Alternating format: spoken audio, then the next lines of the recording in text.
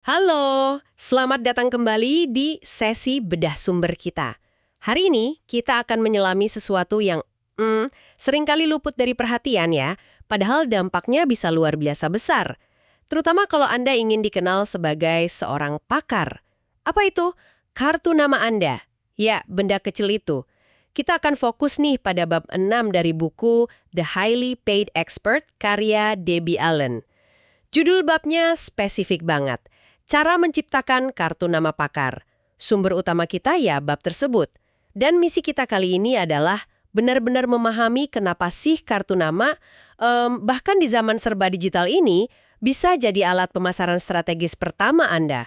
Dan juga gimana mendesainnya agar nggak sekedar jadi secari kertas, tapi benar-benar bekerja untuk Anda. Mungkin Anda bertanya-tanya, masih relevan nggak sih kartu nama? Menurut Debbie Allen, wah bukan hanya relevan, tapi ini bisa jadi penentu kesan pertama yang krusial. Siap kita bongkar potensinya? Oke, mari kita langsung masuk ke intinya ya. Kenapa penulis buku ini, Debbie Allen, menempatkan pembahasan kartu nama di bagian yang cukup awal? Di bab 6 loh. Bukannya ada banyak strategi pemasaran lain yang mungkin terasa lebih canggih gitu? Dia berargumen kalau kartu nama itu seringkali adalah koneksi visual pertama yang dimiliki calon klien potensial dengan bisnis Anda. Semacam pintu gerbang mini gitu ke dunia profesional Anda. Seringkali secara nggak sadar pula, penulis menekankan bahwa banyak pakar, ironisnya nih, justru meremehkan kartu nama mereka sendiri. Mereka bisa jadi sangat ahli di bidangnya, tapi kartu namanya terlihat, ya ampun, biasa aja atau bahkan, maaf, buruk. Padahal, dari selembar kartu itu, orang bisa langsung bikin penilaian cepat tentang tingkat kesuksesan Anda, profesionalisme Anda, bahkan seberapa besar perhatian Anda pada detail. Nah, bagi seseorang yang ingin memposisikan diri sebagai pakar yang layak dibayar mahal, kesan pertama yang buruk lewat kartu nama bisa sangat merugikan. Banget. Jadi, ini bukan sekedar soal estetika ya, tapi lebih ke soal persepsi nilai secara instan gitu. Kartu nama yang terkesan murah atau nggak jelas bisa bikin orang mikir, wah, kalau kartu namanya aja begini, gimana kualitas layanannya gitu kali ya? Tepat. Itu bisa jadi bias kognitif yang bekerja. Kartu nama yang buruk itu ngirim sinyal, mungkin nggak disengaja ya, bahwa Anda kurang serius, atau kurang sukses, atau kurang peduli pada citra profesional. Ini bisa bikin calon klien ragu bahkan sebelum mereka sempat menggali lebih dalam tentang keahlian Anda yang sebenarnya. Sebaliknya, kartu nama yang dirancang dengan baik, yang kelihatan profesional dan jelas, itu langsung membangun fondasi kredibilitas. Ingat deh judul babnya, Ciptakan Kartu Nama Pakar Anda. Ini menegaskan kalau kartu tersebut harus secara aktif menciptakan persepsi kepakaran, bukan sekedar formalitas biasa. Nah, ini menarik sekali. Debbie Allen ini nggak cuma berteori loh. Dia ngasih semacam alat diagnosa di bab 6 ini. Kayak semacam kuis evaluasi gitu untuk kartu nama kita sendiri. Saya rasa ini bakal sangat membuka mata nih. Coba deh Anda para pendengar kami, ambil kartu nama Anda sekarang kalau ada di dekat Anda. Kalau nggak, coba bayangkan aja kartu nama Anda. Mari kita renungkan beberapa pertanyaan kunci dari bab ini, tapi lihatnya dari kacamata calon klien ideal Anda ya. Pertama nih, apakah kartu nama Anda ini benar-benar menonjol kalau dijejerin sama kartu nama lain? Mungkin dari kompetitor Anda. Ada sesuatu nggak yang bikin beda dan gampang diingat? Terus yang krusial nih, apakah kartu ini dengan jelas dan singkat ngasih tahu orang apa yang Anda lakukan dan siapa target pasar utama Anda, tanpa bikin mereka nebak-nebak gitu? Pertanyaan selanjutnya, ini soal elemen visual dan pesan. Apakah ada logo yang terlihat profesional? Bukan sekedar gambar acak atau clip art ya. Terus, apakah tercantum proposisi penjualan unik Anda?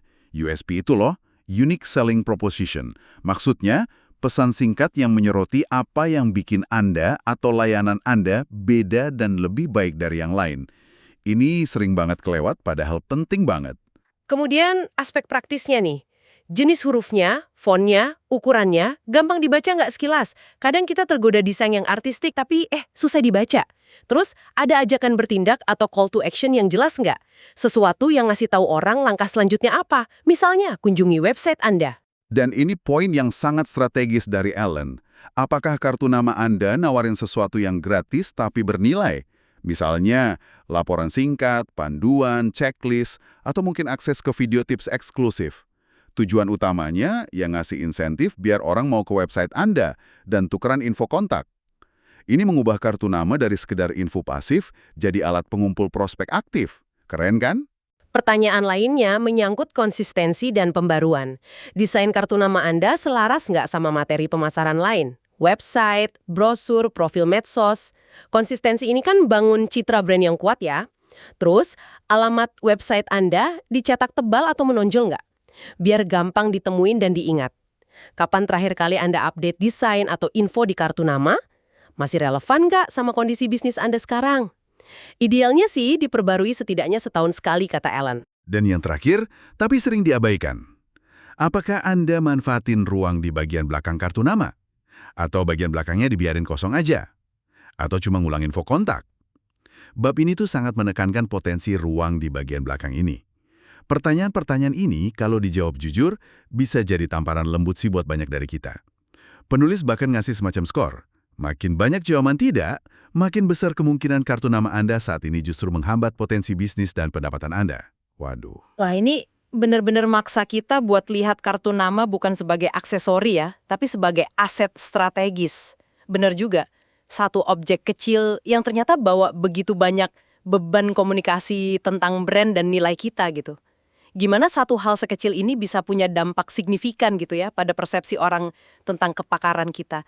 Itu sungguh sesuatu yang patut direnungkan sih. Betul sekali. Ini bukan sekedar soal kertas dan tinta loh. Ini tentang psikologi persepsi dan strategi pemasaran mikro. Kartu nama Anda itu ibaratnya duta bisu yang kerja 24/7. Pertanyaannya, dia kerja untuk Anda atau justru melawan Anda? Nah, kalau kita sadar kartu nama kita belum optimal setelah lewat pertanyaan tadi, ya langkah selanjutnya tentu memperbaikinya dong. Nah, itu dia. Setelah mungkin kita merasa tertampar sama kuis tadi dan sadar perlu ada perbaikan, gimana sih cara desain kartu nama pakar yang efektif? Sesuai panduan di bab 6 ini, Debbie Allen ngasih arahan yang cukup spesifik dan terstruktur. Mari kita bedah bareng-bareng. Kita mulai dari bagian depan kartu dulu ya. Pertama, dan ini menarik nih, dia nyaranin buat letakin pesan USP Anda, proposisi penjualan unik, itu di bagian paling atas. Kenapa? Biar ini jadi hal pertama yang dibaca orang, kayak headline gitu, yang langsung narik perhatian dan komunikasiin nilai utama Anda. Baru deh di bawah USP, letakkan logo profesional Anda. Penempatan ini strategis banget dari sisi alur baca visual. USP di atas itu jadi penarik perhatian utama, ngejawab pertanyaan implisit calon klien, apa untungnya buat saya? Logo di bawahnya baru memperkuat identitas visual brand Anda. Masuk akal kan? Masuk akal. Selanjutnya, kalau Anda bangun merek personal brand artinya, Andalah wajah dari bisnis Anda. Penulis sangat menyarankan buat masukin foto profesional Anda. Bukan foto selfie ya, atau foto liburan. Tapi foto berkualitas studio yang nampilin Anda secara profesional, tapi tetap ramah. Tujuannya? Ya buat bangun koneksi personal dan bikin Anda lebih gampang diingat. Penggunaan foto ini memang bisa jadi perdebatan sih di dunia desain, tapi dalam konteks bangun citra takar personal, argumen Debbie Allen cukup kuat menurut saya. Foto bikin interaksi terasa lebih manusiawi, bangun kepercayaan lebih cepat, dan bantu orang ingat Anda setelah ketemu di acara networking yang rame banget misalnya. Tentu, ya, kualitas fotonya harus sejalan sama citra profesional yang mau dibangun. Jangan asal. Tentu. Terus, cantumin nama lengkap Anda, diikuti kredensial profesional yang relevan, gelar, sertifikasi, dan lain-lain. Ini buat bangun otoritas. Di bawah nama kredensial, Anda bisa tambahin tagline profesional yang deskripsiin peran utama Anda. Misalnya, pembicara motivasi, konsultan pemasaran digital, penulis buku keuangan, atau kayak contoh penulis sendiri, The Expert of Experts. Anda bisa ciptain tagline brand yang unik dan gampang diingat, yang spesifik ngargetin pasar Anda. Penulis dorong kita buat kreatif sih dalam bikin tagline ini, biar benar-benar bedain kita dari yang lain. Betul.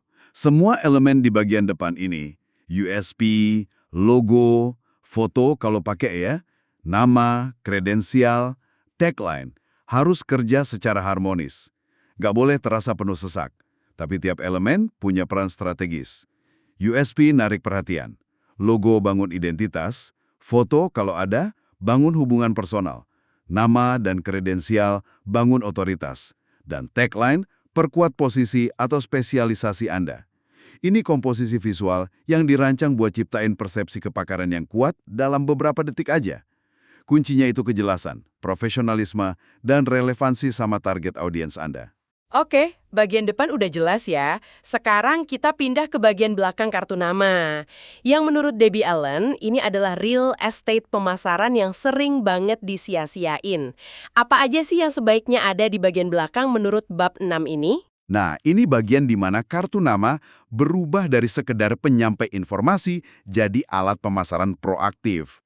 Elemen kunci pertama di bagian belakang itu yang disebut penulis free expert offer atau tawaran pakar gratis. Ini adalah penawaran sesuatu yang bernilai tinggi buat target audiens Anda, tapi bisa Anda kasih gratis sebagai insentif Contohnya kayak apa tuh? Mungkin e-book singkat tentang topik spesifik, atau panduan praktis, daftar periksa checklist yang berguna, atau akses ke webinar atau video training eksklusif. atau bahkan template yang bisa mereka pakai gitu. Betul. Apapun bentuknya, kuncinya adalah harus relevan sama keahlian Anda, benar-benar bermanfaat buat target audiens Anda, dan gampang diakses, biasanya lewat website Anda. Tujuan utama dari tawaran gratis ini ya buat narik orang kunjungi website Anda, dan idealnya nih, kasih alamat email mereka buat dapetin tawaran itu.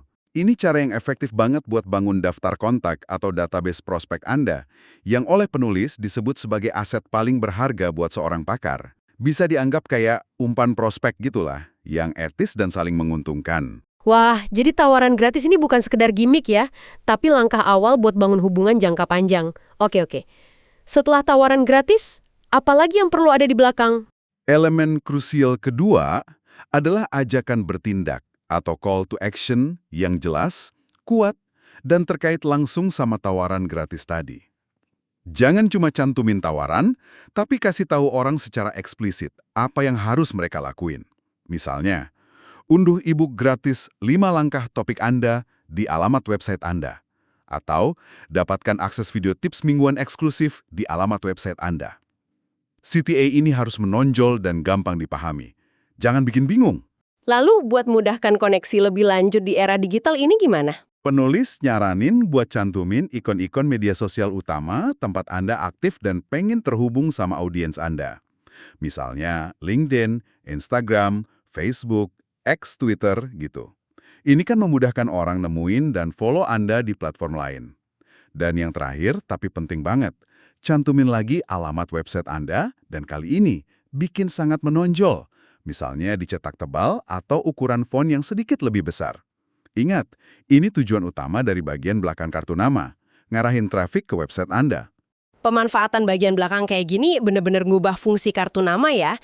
Dari sekedar kartu info jadi kayak mini brosur pemasaran yang interaktif gitu. Jauh lebih strategis daripada dibiarin kosong atau cuma ngulang info kontak. Tepat sekali. Bagian belakang jadi mesin kecil buat hasilin prospek, lead generation. Tawaran gratis berfungsi sebagai magnet, CTA kasih arahan, ikon medsos buka pintu ke interaksi lebih lanjut, dan alamat website yang menonjol jadi tujuan akhir.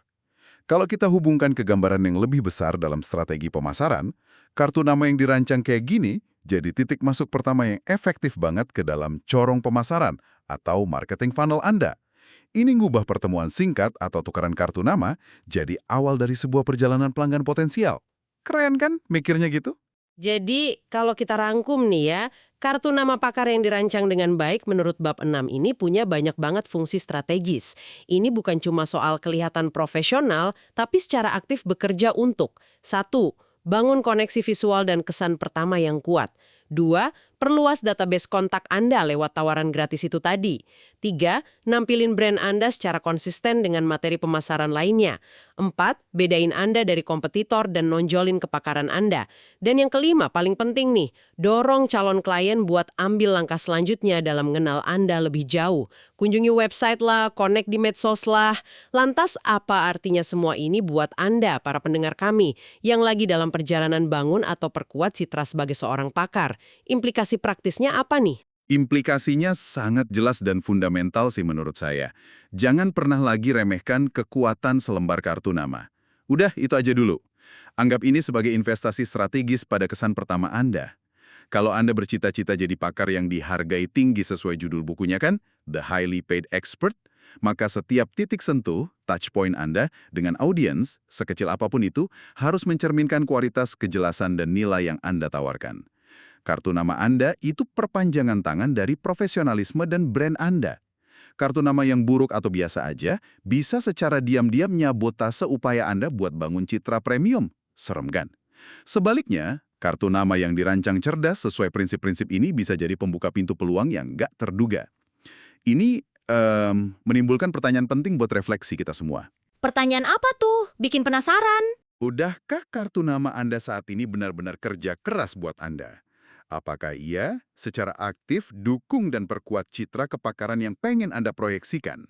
Atau jangan-jangan ya dia cuma sekedar ada aja gitu? Atau bahkan mungkin sedikit merugikan citra Anda tanpa Anda sadari? Apakah kartu nama Anda saat ini udah layak disebut sebagai kartu nama pakar sejati? Nah loh, Diskusi yang sangat mendalam ya, tentang detail yang sering dianggap sepele, tapi ternyata punya bobot strategis yang wah, besar banget. Kartu nama, alat komunikasi klasik yang menurut Debbie Allen dalam bab 6 bukunya, nggak cuma masih relevan, tapi justru fundamental dalam bangun fondasi citra pakar di era modern ini. benar sekali. Ini jadi pengingat kuat ya tentang pentingnya konsistensi dan perhatian terhadap detail dalam semua aspek komunikasi brand kita.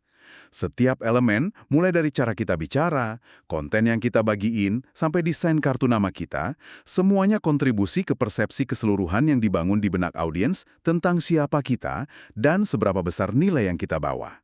Terima kasih banyak sudah menyimak sesi bedah sumber kita kali ini yang kita dasarkan pada bab 6 buku The Highly Paid Expert. Semoga wawasan dari Debbie Allen ini bisa ngasih inspirasi dan langkah konkret buat Anda, evaluasi dan mungkin tingkatkan desain kartu nama pakar Anda sendiri ya. Nah, sebagai bahan renungan penutup nih buat Anda bawa pulang. Coba bayangkan skenario ini. Anda baru aja ketemu seseorang yang potensial jadi klien besar atau mitra strategis. Penting banget lah pokoknya. Setelah Anda pergi, satu-satunya hal yang tersisa di tangan mereka adalah kartu nama Anda. Cuma itu. Kalau kartu nama itu harus berbicara mewakili Anda saat Anda nggak ada di sana, cerita apa sih tentang tingkat kepakaran, profesionalisme, dan nilai unik Anda yang pengen Anda sampaikan?